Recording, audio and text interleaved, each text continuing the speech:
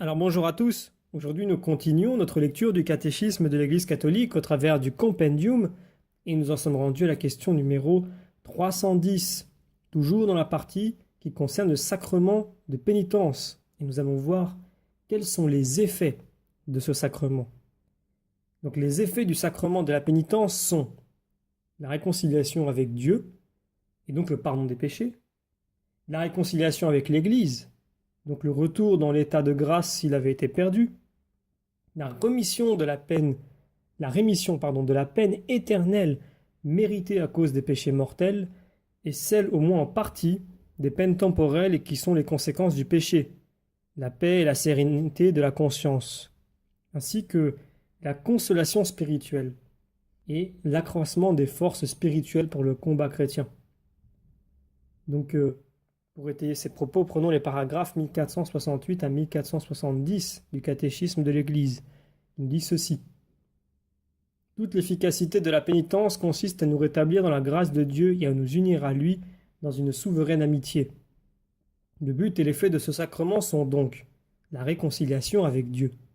Chez ceux qui reçoivent le sacrement de pénitence avec un cœur contrit et dans une disposition religieuse, il est suivi de la paix et de la tranquillité de la conscience qu'accompagne une forte consolation spirituelle.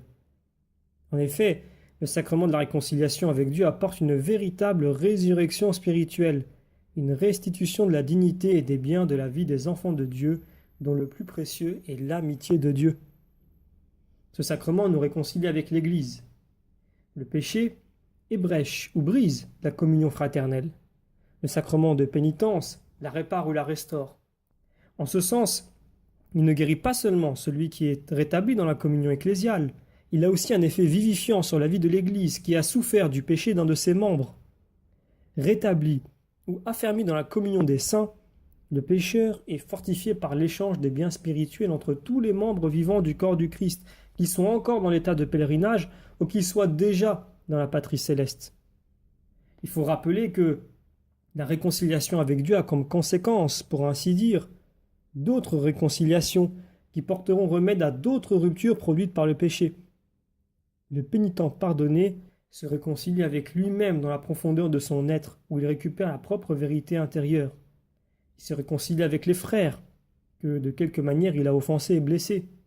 Il se réconcilie avec l'Église, et il se réconcilie avec la création tout entière. Dans ce sacrement, le pécheur, en se remettant au jugement miséricordieux de Dieu, anticipe d'une certaine façon le jugement auquel il sera soumis à la fin de cette vie terrestre.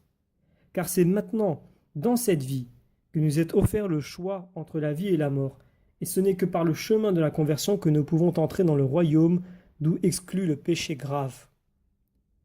En se convertissant au Christ, par la pénitence et la foi, le pécheur passe de la mort à la vie, et il n'est pas soumis au jugement.